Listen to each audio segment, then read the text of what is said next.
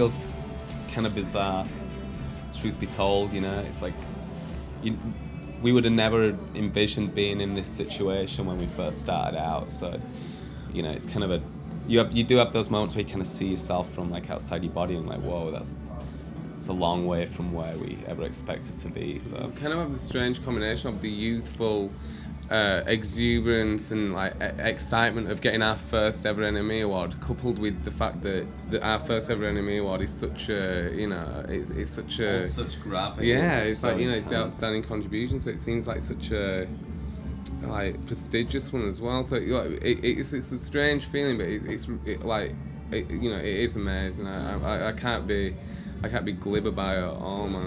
I'm like really flattered and excited by it. See, most people assume that that we've had an NME Award before, but you know we haven't. So to wait all this time and then have such a good one is like it totally makes up for it. It's the coolest one we could get, I think. It's the coolest one. It's the NME Awards, which was the Brat Awards. It was an alternative to the Brits when it was first, you know, around.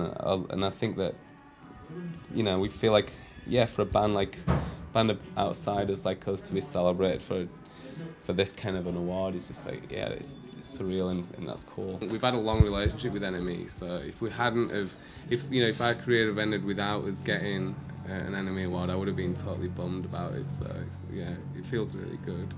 We don't plan anything, and in a couple of months I'm sure we'll just be like hanging out and writing, and we'll have just forgotten about how weird this all felt. So we're lucky like that, you know. We're very rarely adaptable. We very rarely look back on stuff. You know, we very rarely smell the roses or like, you know, look back and be like, oh, this was cool, this was cool. We're always kind of thinking of the next thing, and this is the first time ever in the history of the band that we've actually had to do that. So it feels a bit weird, but as Gary was saying, I'm sure we'll forget about it in the next few weeks and just, you know, see what happens next.